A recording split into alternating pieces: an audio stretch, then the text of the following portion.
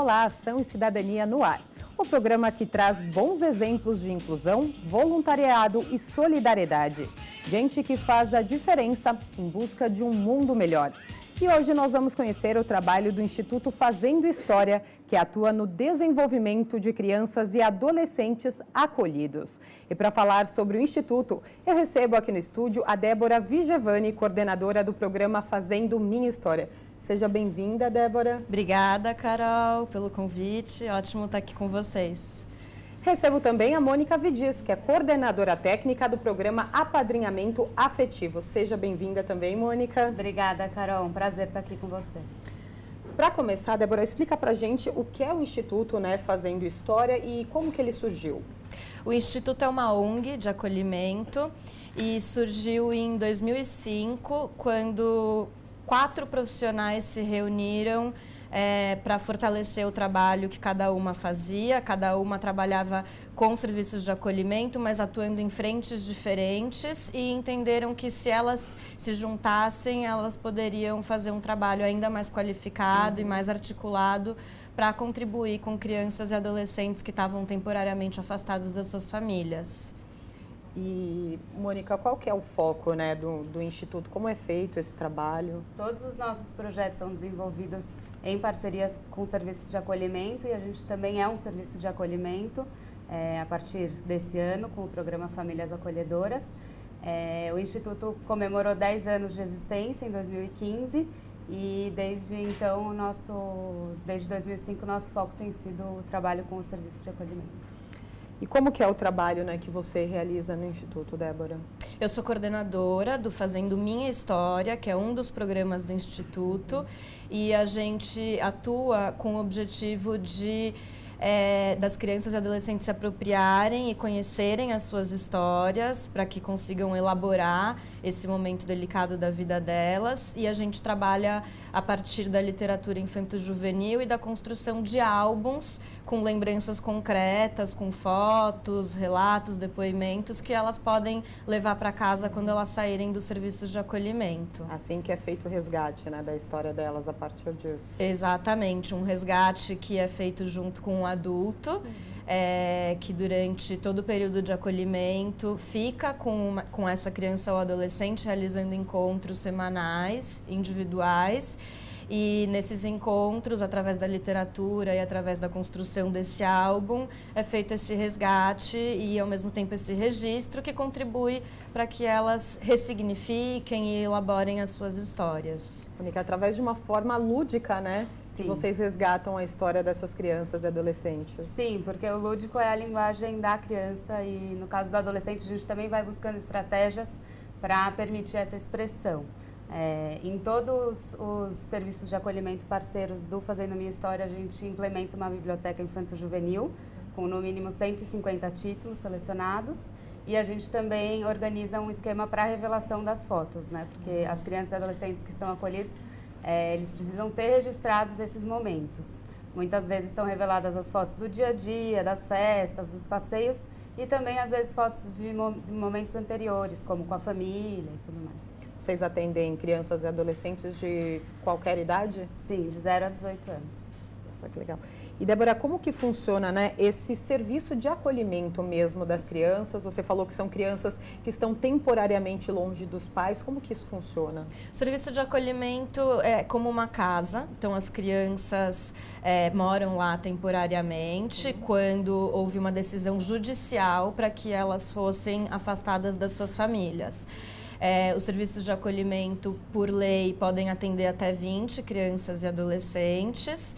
E nessa casa, elas fazem tudo que uma criança ou um adolescente que está numa situação familiar faz, que é ali conviver com os adultos, ser cuidado, ter a sua rotina organizada, faz com os adultos as refeições, tem os adultos que cuidam, que dão banho, que levam para a escola, que levam para consulta médica, e funciona, precisa ser o mais próximo possível de uma realidade familiar e de uma casa, como a gente entende mesmo uma casa. Eles continuam com a rotina, que eles tinham no dia a dia, eles não perdem isso, eles estão longe longe dos pais, mas tem que manter isso. Né? A rotina, de alguma forma, ela muda, né? Mas porque a escola, o dia a dia exatamente, de fazer lição continua igual. Exatamente. Eles frequentam a escola da comunidade, o serviço de saúde, vão a parques, vão a praças. É uma rotina como a de qualquer criança e adolescente, ou precisa ser dessa forma. Mônica, qual que é a maior dificuldade, né, quando essas crianças chegam lá no Instituto? Certo. Quando as crianças chegam nos serviços de acolhimento, a gente percebe que tem um período de adaptação, afinal, ela está se afastando da sua família, do seu ambiente de convivência. Então, muitas vezes, ela passa por um período de adaptação, quando ela tem que entender o porquê que ela teve que ser afastada de sua família, né? O que gerou o seu acolhimento. Então, as equipes dos abrigos fazem um trabalho para que a criança ou adolescente possa compreender esse motivo e se adaptar naquele novo ambiente, com outras crianças e adolescentes, com outros adultos de referência e se vincular a esse espaço, a essa nova rotina. No caso, o serviço de acolhimento que a gente executa, que é o Famílias Acolhedoras, a gente trabalha com bebês e aí a gente também tem um período de adaptação quando esse bebê ele é inserido em uma família para ser acolhido nela e também a gente busca explicar para esse bebê os motivos que geraram o seu acolhimento. Acho que o principal nesse início é a adaptação e a compreensão do contexto que gerou o acolhimento. Débora, geralmente essas crianças vão para o acolhimento em quais casos? Os principais casos de acolhimento são negligência, que é um termo bastante genérico e que pode envolver diversas situações, né, incluindo pobreza e miséria. Depois vem responsáveis que têm algum tipo de dependência química, situação de rua, violência física e violência sexual. E ainda temos muitos casos de acolhimento por pobreza, né, por carência de recursos, embora o ECA diga que pobreza não é motivo de acolhimento. Mas hoje em dia a gente sabe que é, né? Sim, a nossa realidade ainda é distante do que a lei diz.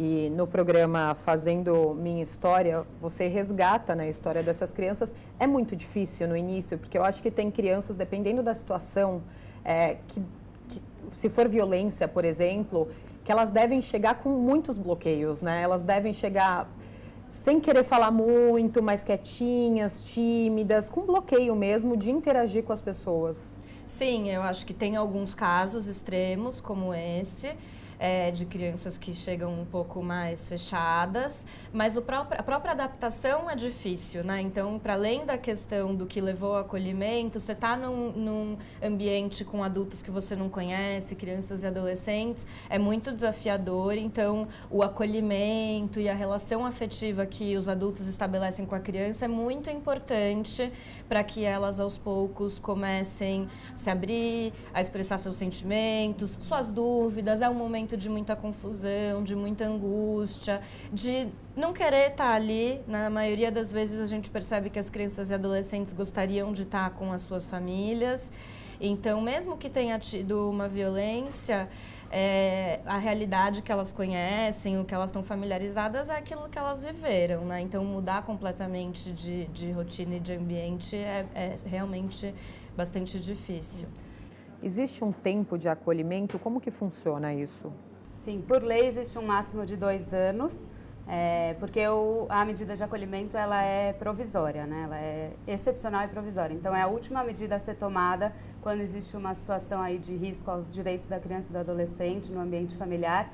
Então, antes do acolhimento, devem ser implementadas diversas estratégias para que a família tenha o apoio necessário e possa, sim, cuidar e garantir os direitos de seus filhos, sobrinhos, netos.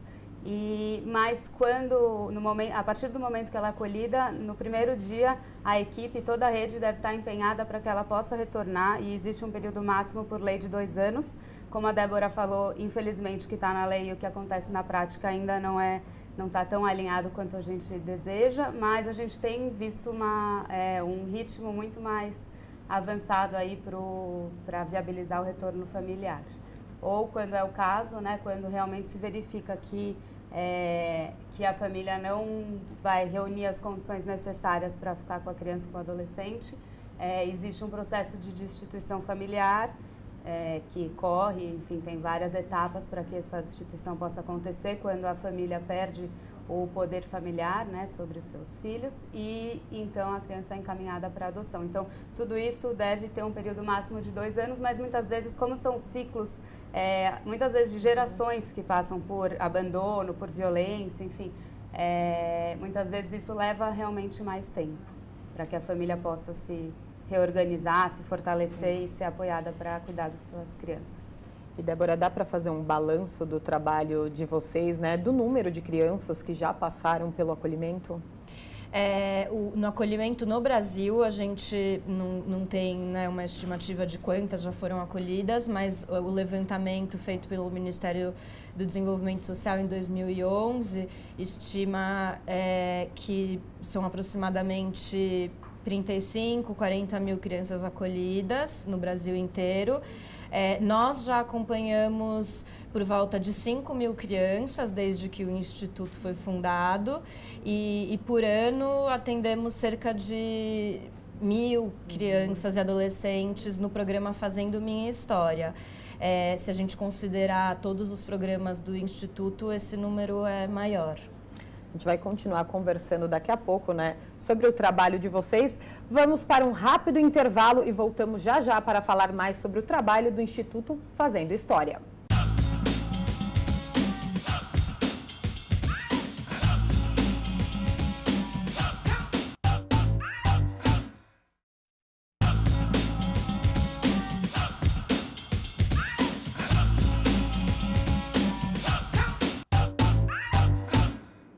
Estamos de volta com Ação e Cidadania, hoje conhecendo o trabalho realizado pelo Instituto Fazendo História. Continuo na companhia da Débora Vigevani, coordenadora do programa Fazendo Minha História, e com a Mônica Vidiz, que é coordenadora técnica do programa Apadrinhamento Afetivo. Mônica, vamos falar um pouquinho, né, dos profissionais. Quantos profissionais estão envolvidos, né, no trabalho do Instituto? No Instituto hoje a gente tem 28 profissionais. A gente tem uma maioria de psicólogos, mas temos também assistentes sociais e pessoas envolvidas na administração e no financeiro do Instituto. E, Débora, quais são os locais de atendimento de vocês? A gente faz parceria com serviços de acolhimento de várias regiões de São Paulo e também de fora de São Paulo. Nossas metodologias, elas são muito sistematizadas, inclusive no site tem muitas publicações, né, que descrevem o trabalho que a gente realiza. Então, além de parcerias formais, né, em que a gente, através de um investimento, consegue desenvolver com serviços de acolhimento, tem serviços de acolhimento do Brasil inteiro que se apropriam da nossa metodologia e desenvolvem de forma autônoma. Mas já fomos para estados como Ceará, Maranhão, Rio de Janeiro, Paraná, Santa Catarina, para levar o Fazendo Minha História, que é um dos programas do Instituto. E, Mônica, você chegou a comentar já sobre o programa Apadrinhamento Afetivo, né, que você é coordenadora técnica. Conta um pouco mais sobre ele, os principais desafios desse programa. Sim. Ao longo do percurso do Instituto, a gente vem acompanhando o encontro entre pessoas da comunidade e crianças e adolescentes que estão acolhidas, e a gente percebe, através desses encontros, o quão positivos e benéficos eles são para as crianças e quanto mais duradouros eles são, maior o impacto. Então, esse programa ele existe para garantir que as crianças e adolescentes que permanecem por mais tempo no acolhimento tenham vínculos duradouros e individualizados. Nesse programa participam prioritariamente as crianças que têm poucas chances de retorno familiar ou adoção e que provavelmente ficarão por um longo tempo no serviço de acolhimento, sendo depois desligadas pela maioridade aos 18 anos. Então, a ideia é que essas crianças e adolescentes tenham uma referência, um adulto, que se relacione com ela, que se envolva com a sua história, com a sua vida, com seus projetos e que possa acompanhá-la a partir do momento que ele se torna um padrinho ou madrinha e afilhado ou afilhada para o resto da vida. E esses padrinhos são voluntários? Né? Sim, são voluntários e é importante dizer que, assim como acontece no apadrinhamento afetivo, a gente precisa muito dessa força comunitária e voluntária para desenvolver os nossos programas, não só o apadrinhamento.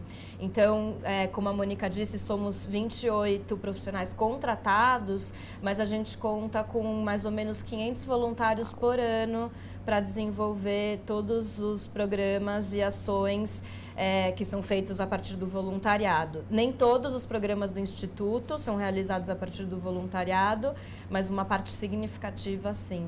Você falou dos outros programas do Instituto. Explica pra gente, né, tanto a Mônica quanto a Débora, quais são os outros programas, né, como que eles funcionam?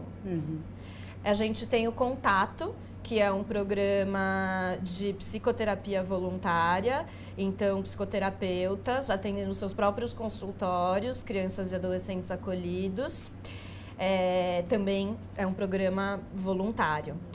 Temos também o Grupo Nós, que é um programa que tem como objetivo dar um suporte para adolescentes que vão sair do acolhimento pela maioridade, ou seja, aqueles que fizeram 18 anos, que não retornaram para suas famílias de origem e não foram adotados. Então, a partir dos 18 anos, vão lidar aí autonomamente com o mundo aí afora, com os vários desafios profissionais, de moradia, de relacionamentos. E o Grupo Nós, ele existe para que esses meninos e meninas não se sintam tão sozinhos nesse momento tão difícil.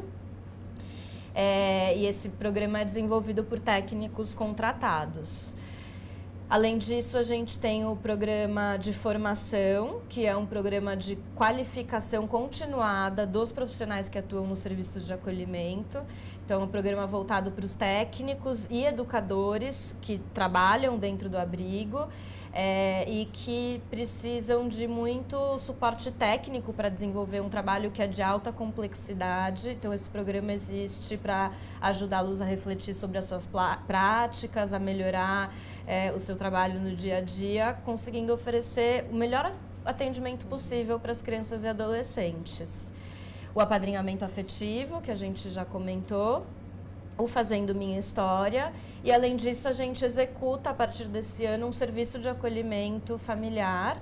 Então temos por volta de 10 famílias acolhedoras que nesse momento acolhem bebês de 0 a 2 anos em suas casas. É um projeto comunitário, não é um projeto de construção de família, porque as crianças ficam temporariamente, por um período de no máximo 2 anos com essas famílias, para depois retornarem para suas famílias de origem ou serem adotados. Mônica, conta pra gente um pouco mais desse projeto que é bem bonito, né? Sim. Bebezinhos que chegam lá sem pai, sem mãe, né? Foram afastados logo cedo, eles vão para uma outra família. Como que é a escolha dessas famílias? Porque não deve ser fácil escolher uma família para deixar um bebê, né? Sim. Em todos os programas do Instituto, a gente trabalha com a qualificação dos voluntários. Nesse caso, não é um trabalho totalmente voluntário, existe uma remuneração dessas famílias, mais uma ajuda de custo do que uma remuneração, mas existe todo um processo de qualificação e de seleção dessas famílias, bastante rigoroso. É um trabalho muito bonito que a gente vem acompanhando, bastante desafiador, por isso a gente dá muito suporte. Essas famílias têm encontros no mínimo quinzenalmente com a equipe do projeto para serem acompanhadas nesse percurso de acolhimento e de cuidado com os bebês. A família acolhedora é uma modalidade de acolhimento, assim como o abrigo e a casa lar. Na Europa é muito comum, muito frequente, praticamente 80% dos acolhimentos são em famílias acolhedoras. No caso do Instituto Fazendo História, nesse momento em que o projeto ainda é novo e a gente vem percebendo, tem até uma campanha internacional pela não institucionalização das crianças pequenas, por isso nossa opção pelo maior benefício é que sejam acolhidos bebês de 0 a 2 anos, mas na lei, na tipificação, essa modalidade de acolhimento é para de 0 a 18 anos e a gente percebe o grande benefício. Existem até pesquisas que mostram o quão esse cuidado individualizado e realmente a rotina que uma família pode proporcionar ao bebê faz toda a diferença no desenvolvimento emocional, cognitivo, motor. Há quanto tempo vocês têm esse projeto? Esse serviço de acolhimento começou esse ano. Então, é o primeiro ano que a gente está desenvolvendo, de fato, um serviço de acolhimento. Importante dizer que, por lei, ele é prioritário, né? A Mônica até chegou a comentar, mas, infelizmente, no Brasil, só 4% das crianças e adolescentes estão em famílias acolhedoras, embora a lei diga que a maioria delas deveria estar nesse tipo de serviço, justamente pela individualidade do acolhimento que pode ser oferecido dentro de uma família. Bem legal. Eu acho que durante todo esse tempo do Instituto, devem ter passado crianças e adolescentes com diversas histórias. Tem alguma que marcou muito vocês? Bom, a gente fica muito comovido quando o nosso público, né, as crianças e adolescentes, nos procuram para dizer o quão importante foi esse trabalho que foi realizado com elas, o contato com o colaborador voluntário do programa. Então, a gente teve recentemente alguns adolescentes que nos procuraram e isso é muito gratificante, porque muitas vezes, né, por ser um serviço temporário, eles voltam para casa, são adotados ou depois de fazer 18 anos se lançam aí numa vida autônoma e a gente acaba perdendo contato. Então, é muito emocionante quando eles voltam dizendo, nossa, eu tenho meu álbum até hoje, eu queria ter contato com a minha colaboradora, queria agradecer pelo que ela fez comigo e tudo mais. A gente também tem acompanhado, né, através do apadrinhamento e de alguns apadrinhamentos que aconteceram até espontaneamente antes da formalização do programa, pessoas que estão aí com um vínculo com a criança e adolescente há anos.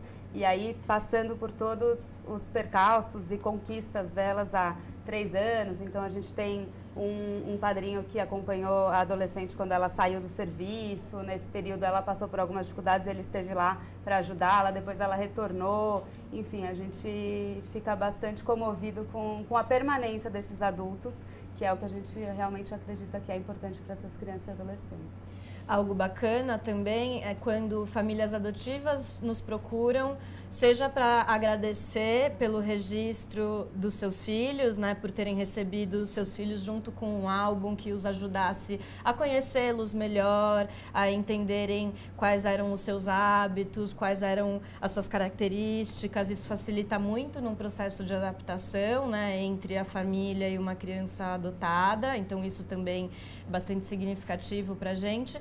E às vezes a gente também recebe, ao contrário, famílias adotivas que nos procuram dizendo o quanto sentem por não terem recebido um álbum, né? Afinal, a gente não tem parceria com todos os serviços de acolhimento do Brasil, mas há famílias que se ressentem, que falam, puxa, eu gostaria de ter recebido um registro, eu gostaria de saber melhor qual que é a história do meu filho antes da adoção, porque a criança que é adotada, ela não nasce no momento da adoção, ela vem com uma história, com as suas marcas, e quanto mais essa história puder ser falada, puder ser reconhecida, mais facilmente vai ser a adaptação e mais bem-sucedida vai ser esse processo de adoção.